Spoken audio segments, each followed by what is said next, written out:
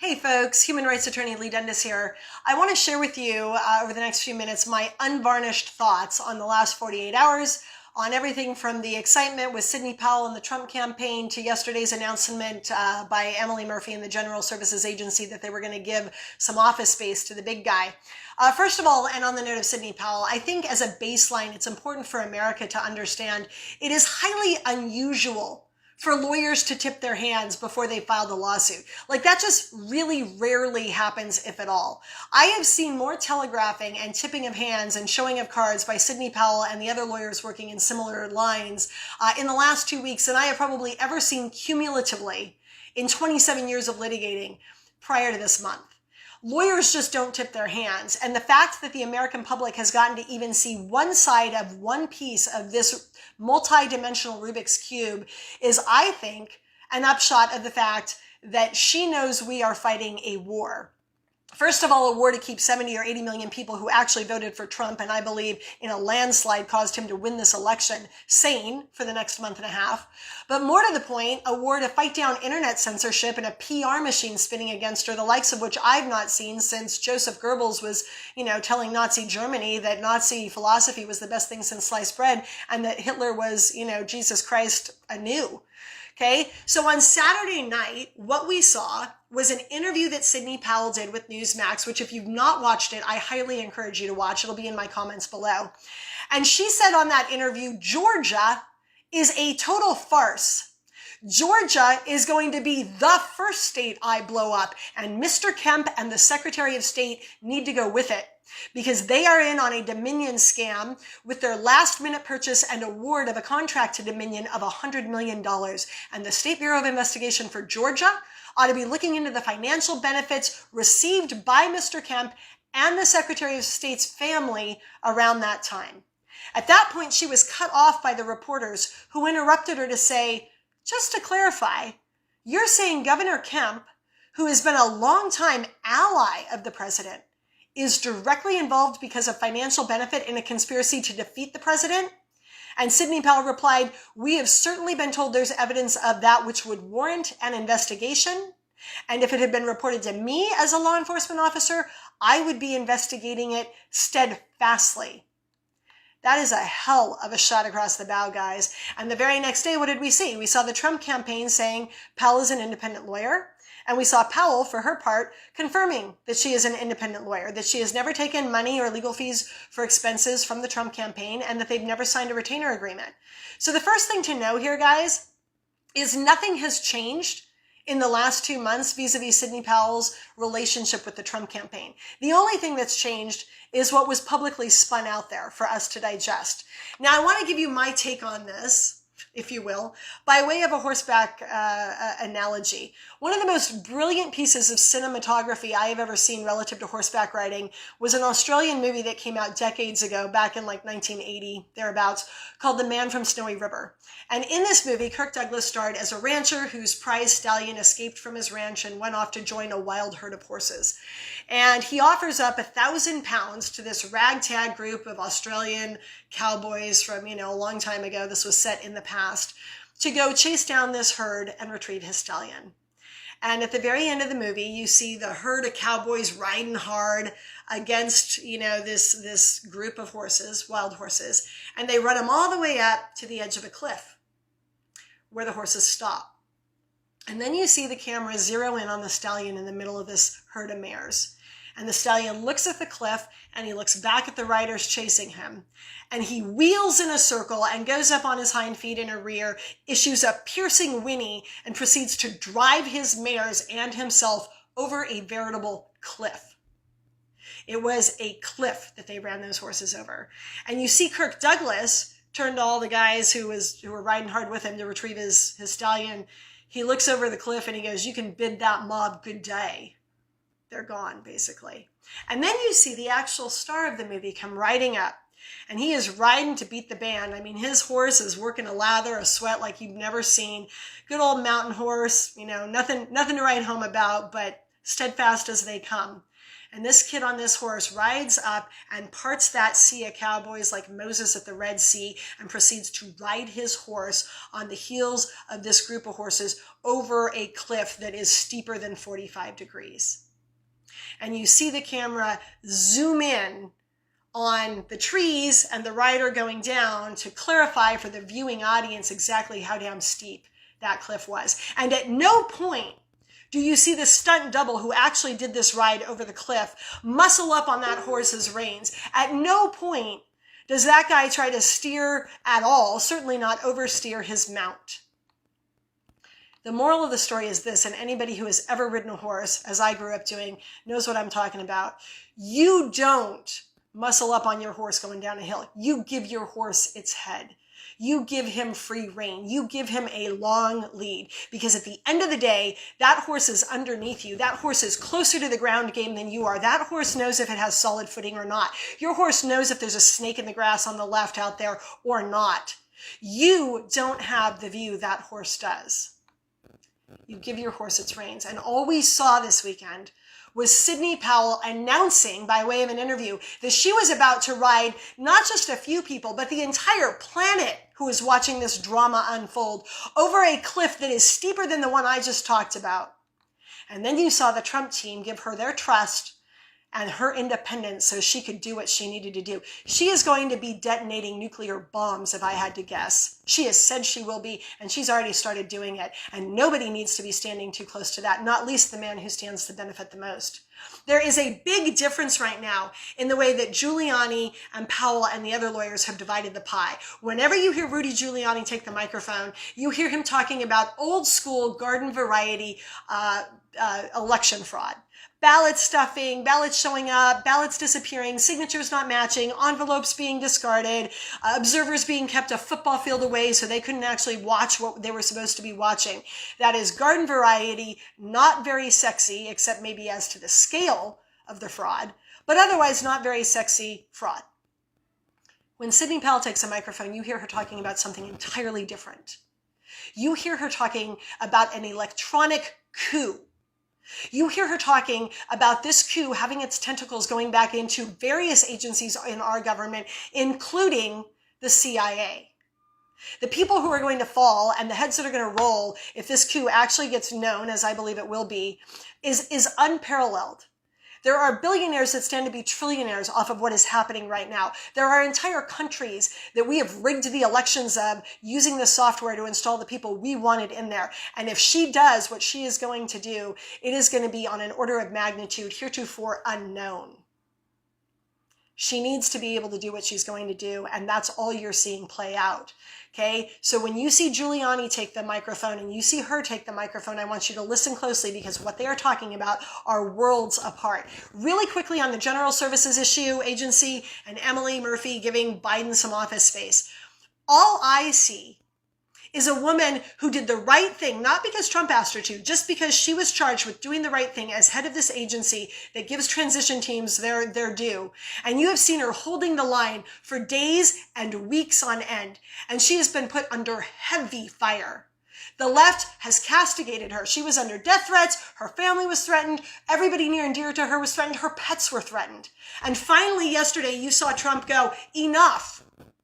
Enough. I'm going to insert myself between her and the rest of the crazy world and give up some office space, which is no skin off my nose. If we want to have a focus on the General Services issue, let's quit looking at Trump and what he did, because what he did was the hallmark of a good leader. And let us focus on Chris Cuomo, who about Emily Murphy said, she is something we must stomp out.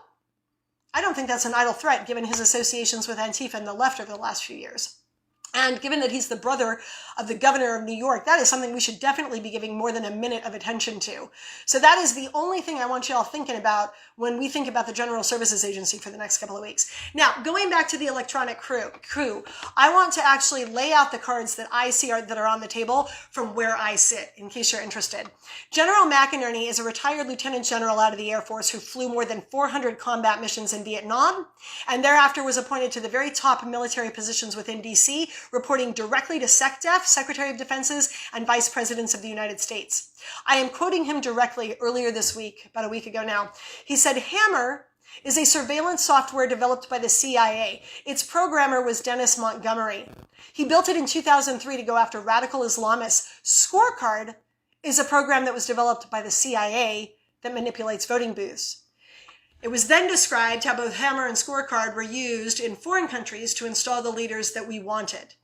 And then he proceeded to describe in this interview how that little gun that we had created then swung back around and was pointed directly at the neck of the American people. And he said, and I quote again, "It was turned back for a more sinister purpose." Here we go with the quote. "That was done by the Obama administration 2 weeks after Obama came into office in 2009, February 3rd, 2009 to be exact. Scorecard was moved out of the CIA into a secret SCIF, which is a sensitive compartmented information facility, in Fort Washington, Maryland. Then they started using it against U.S. citizens, including prominent Americans and politicians." Saturday night, Sidney Powell, in that bombshell interview, tied Dominion, which was used in more than 30 states this election to count votes, to Hammer and Scorecard in the CIA. She said that the Dominion software, they have evidence, came from the backbone of the Hammer and Scorecard code, and that it was directly from our own CIA. So what does Dominion do if you're not familiar with it? According to a Santa Clara County contract in our state with Dominion, it allows the staff to adjust votes. That's a direct quote. Dominion's founder is actually on record saying he can, quote, change 1 million votes, okay, on a dime. Dominion's own director of strategy and security, a man by the name of Eric Coomer, this blew up this last week. If you're not familiar with this, I'm going to walk you through it. He was on record as stating, "Don't worry about the election. Trump's not going to win. I made effing sure of that." Again, this is the head of Dominion Security and Strategy, a man who owns not 1 or 2, but 12 U.S. patents on election software and systems, and who holds a PhD in nuclear engineering, and who works at Dominion as their head of strategy and security, and he wrote the code on Dominion, and he is on record as saying, "Trump's not going to win. I made effing sure of that." Those calls he was having where these words were intercepted were calls, by the way, with Antifa, which should scare the living daylights out of you. And they were intercepted by a man called Joe Altman, who had infiltrated Antifa and was able to get it on tape. Dominion's own handbook says the ability to switch votes is a feature of the system, guys. And Sidney Powell said, and I quote again on Saturday night, "These things are features of their system. And we're supposed to think the states didn't use the features? Come on, right?" She also went on to note, Dominion ran an algorithm in at least one state, and possibly every state where they worked, that had 35,000 votes added to every Democratic candidate. I repeat, 35,000 votes added to every Democratic candidate. She further said that this algorithm could make a vote for Biden worth more than one for Trump. That was the first step of the system, to weight the vote. So a Trump vote is worth only 3/4, while a Biden vote is worth 1 1/4.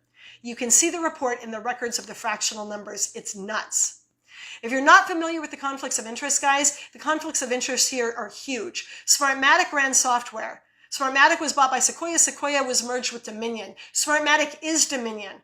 On Smartmatic's board sits a man by the name of Neffinger. Guess where else he sits? On Biden's transition team. I don't care if we agree on nothing else. We need to agree on this one point. If you're going to go work for the guy who ultimately is elected in this election, right, potentially, then you need to not be controlling through your seat on the board the software that calls the election. That is called a damned conflict of interest. Citel, who is a Spanish voting systems provider that we were using in Colorado, California, Texas, and Georgia, okay, they have ties to Ovum. They admitted that in a press release. Ovum's chief research analyst works with the Global Business Coalition that was founded by George Soros. These are huge conflicts of interest.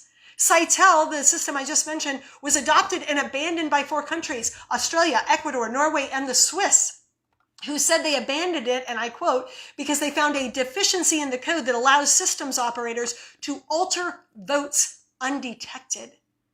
That is what Dominion did. That is what Citel did. Dominion admitted last week it gave donations to the Clintons and hired a former Pelosi staffer. She's 3rd in line right now.